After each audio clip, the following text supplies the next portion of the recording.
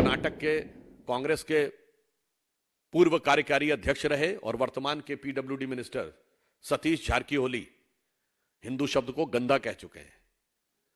खड़गे साहब के बेटे क्या क्या बोल चुके हैं। इरेडिकेशन ऑफ सनातन धर्म एक बयान नहीं है, एक अभियान है। इरेडिकेशन ऑफ सनातन धर्म यानी हिंदू धर्म का समूल नाश केवल एक बयान नहीं है बल्कि एक अभियान है।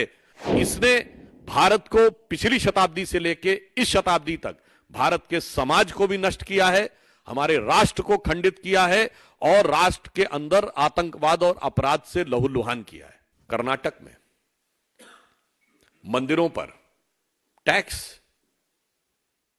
उससे पहले भी इस प्रकार की कई बातें आई हैं। अनाप शनाप उल्टे सीधे बयान।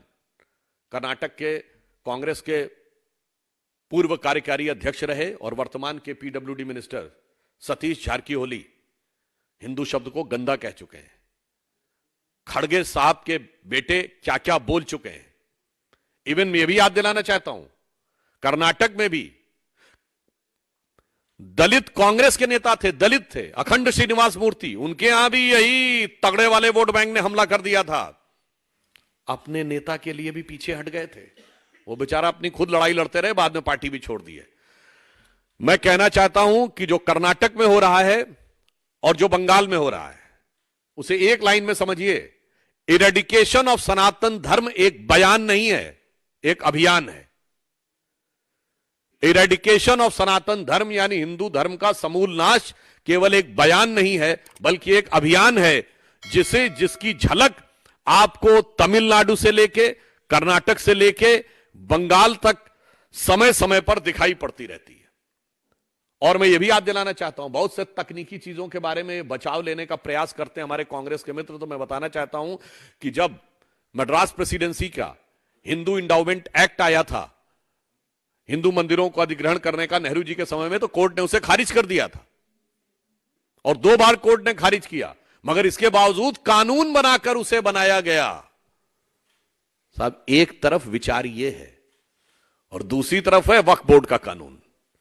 देखिए साहब, कैसे तराजू पे तौला जाता है आप ये समझिए। मैं सिर्फ एक बात कहना चाहता हूं कि कर्नाटक की सरकार या कांग्रेस और इंडी गठबंधन की सरकार मंदिरों पे टैक्स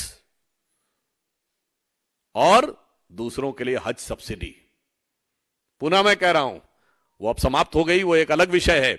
इन्होंने अपने दौर में कोर्ट से अगर क्वैश कर दिया जाए तो कानून बनाकर मंदिरों पर टैक्स लगाया, मंदिरों की संपत्ति का अधिग्रहण किया और उधर हज सब्सिडी दी। मुझे लगता है कि इस ढंग का जो दोहरा रवैया है, पुनः मैं कहना चाहता हूं, यह दर्शाता है कि इरेडिकेशन ऑफ सनातन धर्म एक बयान नहीं बल्कि एक अभियान है।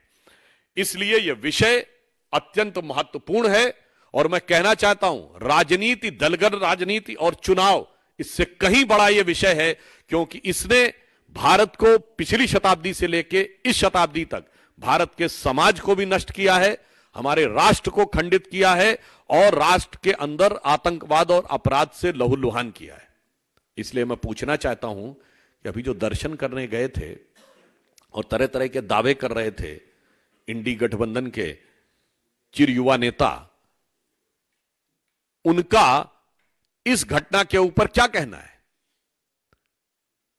इस घटना के ऊपर जिस प्रकार का मौन उन्होंने धारण कर रखा है, बल्कि इसके विपरीत वो जिस प्रकार के टिप्पणी कर रहे हैं और सरकार जो कह रही है, इसे मैं गलती नहीं बल्कि यह अपराध कह रहा हूं।